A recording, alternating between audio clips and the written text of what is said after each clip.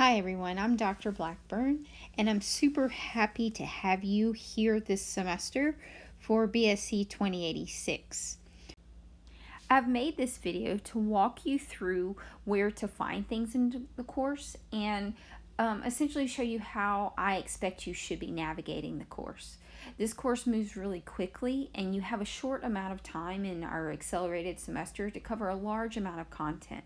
So I want to make sure that you're using the course in the most efficient way possible. So when you open the course, it should look something like this. If you click on modules, you're going to see at the top you have an introduction module. In this module, there at the very top, you'll find our course syllabus and then our course schedule.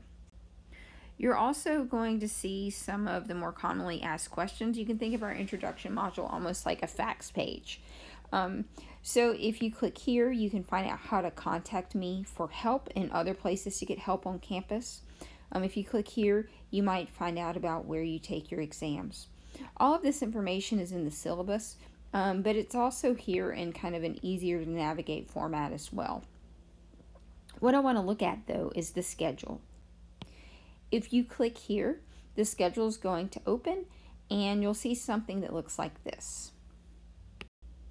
Our accelerated pace course is a 7-week course. Actually, we have about 7.5 weeks because we have a final exam period as well. And we're going to cover 4 units of material, meaning you're going to take 4 unit exams for me in here. I've broken the content into about 4 work days per week of content. And this schedule, you're going to be referencing all semester to kind of figure out what you're working on. So, for instance, week 2 is going to cover vessel physiology, an introduction to blood. We're going to talk about the formed elements of the blood, and then also blood typing. For each topic, there will be reading chapters that are associated with this. Our textbook is our OpenStax book, and then, so for instance, vessel physiology corresponds to OpenStax chapters 20.2 to 20.4. I've put these here on the schedule because the expectation is that you're reading each of these text chapters. Our textbook is extremely approachable, not very dense. It's actually a fairly quick read. For each topic, you'll be able to figure out which lab manual corresponds to that topic. And then for each topic, you'll have a number of assignments that you're completing to go with it. So for instance, for vessel physiology, you're going to complete assignment 4, lecture quiz 3, and lab quiz 4. For introduction to blood, you're going to just complete lecture quiz 4. These are your non-proctored kind of low stakes quizzes and assignments. These are the ones that get the lowest from each category dropped before we calculate final grades. I've segregated them by what I consider to be assignments. These are worth 10 points each. They're usually some sort of active learning. You're going to be doing things like labeling images, drawing pictures, making charts, completing worksheets. These are lecture quizzes. Our lecture quizzes are worth 5 points. They typically are going to take you anywhere from 5 to 15 to 20 minutes to complete. And they're going to correspond more towards what we consider to be the lecture portion of the course, kind of physiology, things like that. And then you'll have lab quizzes. Lab quizzes also count for 5 points. In lab quizzes, you're going to be using visual images of our laboratory models to either name the structure or discuss the function in some way. Notice that I've segregated each of these weeks into kind of clusters of assignments, and then these assignments all share the same hard deadline. So for instance, week 2, you're going to be working on from March 18th to March 24th, and all of this content, all of the assignments that go with it, are going to be due on that Sunday, on March 24th. I've made your hard deadlines on Sundays, but you're welcome to turn things in early. The other thing I want to point out is that your exams are kind of scattered in here because essentially this covers your course covers 4 units, and so you have 4 unit exams. Your unit exams have due dates that don't necessarily correspond with when you're finishing up the content. This is because you're going to be going to the testing center to take your unit exams in person. And because of that, I want to make things as flexible as possible for you to work around your own personal schedule, work schedules, family schedules, etc., to be able to take your exam. So what this means is you need to be paying attention to these dates and kind of working accordingly. So for instance, exam 2, which covers all of this content up until from lymphatic to respiratory pH, is going to be due on April 6th. Most of that content you're going to have finished up in week 3, so been done with on March 31st. Some of that content is considered to be week 4 content and is not even due until April 7th because I make the week's content all due together. However, you're going to be taking the exam on the 6th, kind of in the middle there. So this will be prompted in the modules as you go through. I just kind of want you to take a first pass look at that calendar and then bring any questions you have to me about it as we go along. When you do have questions, this is the introduction module. There is a link here that will go to a Calendly link that has my office hours, so you can schedule in-person or virtual office hours. And if you don't see a time slot available that works for you, please reach out via email. I'm very flexible, especially for my online students, because we're moving very quickly through this content, so I want to be available to you. So let's see if we can find a different time that we can meet. So underneath the introduction module, or below the introduction module in the course, you're going to find the course organized into weeks that will look something like this.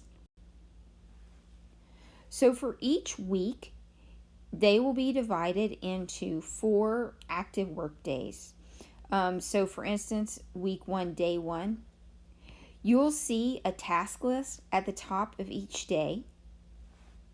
And when you click on it, it's going to open a series of tasks.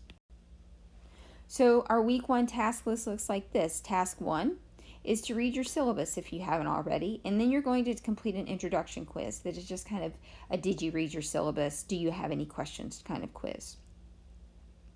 You'll then find on the task list a list of a list of learning objectives to cover for that day.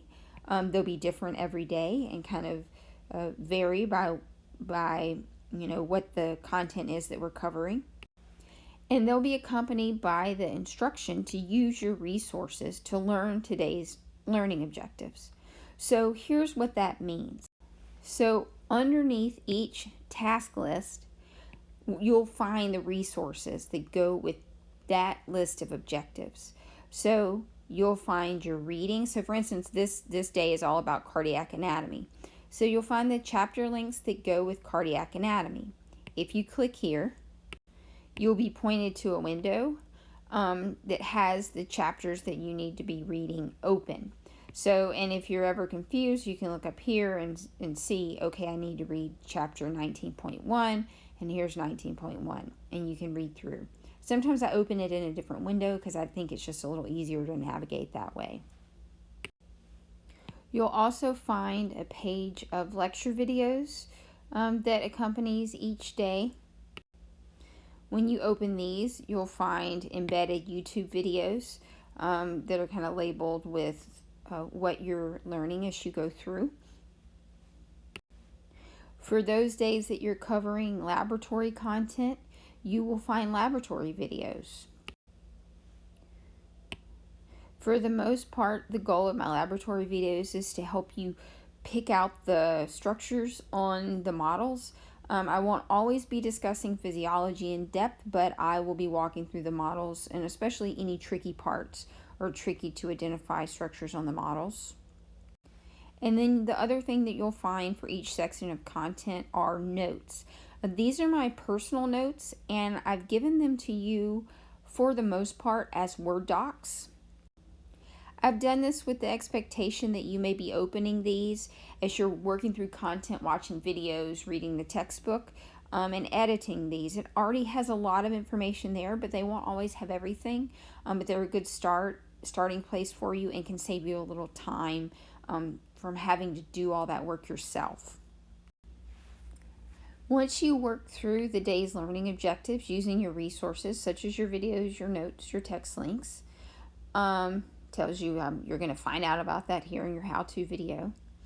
On some days, you'll have lab content. There will be a link to your lab manual. Most of this lab manual you'll be able to complete. There are times you're going to encounter things that are very hands-on. For some of those activities, I've given you a substitute video. For a lot of those activities, we just skip over them. You're going to have a file containing pictures of all of the lab models that are labeled with what the structure is. Those are going to be important for you to review and learn as you're getting ready for your lab midterm and your lab final. And then sometimes we have histology images to go with the lab manual, and so there will be another file that has histology images there. For each lab manual, as you complete it, you'll be turning it in, and when you turn it in, you actually get bonus points for completing these. And the other thing that happens is when you turn that lab manual in, I'll then release a key, give you a passcode essentially to the key for the lab manuals, just so you can make sure that you have all your information correct as you're studying. And then you'll have any assignments linked on your task list that are there for that day. You'll also be able to find these assignments on the modules page so that you can open them from either spot. I put them in there twice so you can visually kind of see what's coming up, and also just to make sure you didn't miss it. So each week has been broken into 4 work days with a day 5 to 7 with usually just a suggestion on what you should be doing in that time. So for instance here, week 1, day 5 to 7, you're not covering any new content, but if you click on the task list, I might make a suggestion of how to spend your time. So for instance here, I would put a link to your study guide for exam 1 and a reminder that you need to be working ahead and preparing for it. Or sometimes there may be some extra reminder that's specific to that week or the week after. So pretty much everything you need is going to be built into the weekly modules and the task list as you go through the course. Right now, I have through week 2 published. Shortly after the course opens, within the first week or 2, I expect to have the rest of it finished and published.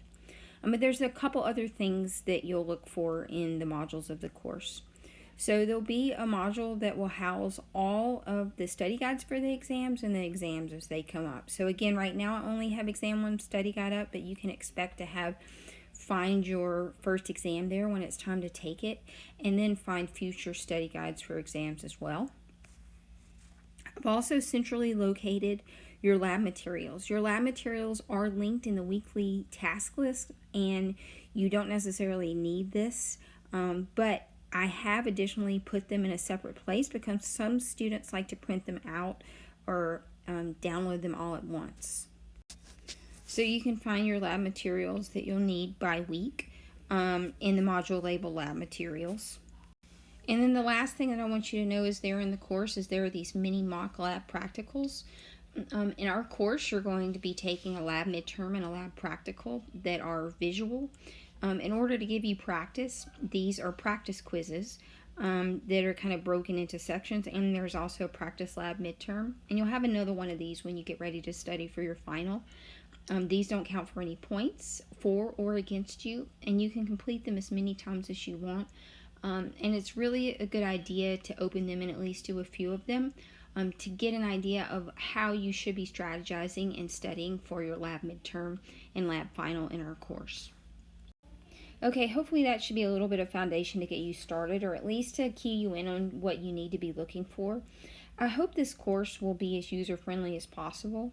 When you need help, remember in the introduction module, you can find a link here with my email and my scheduler, and you can also schedule office hours here. Emails are probably the best way to get in touch with me. And I do try to prioritize answering my accelerated course first, because you guys are going to need to be moving through the material and I don't want anything to slow you down. So if you have questions, please send them to me. I hope you have a great semester, and I'm here to help you along the way if you need it. Just ask.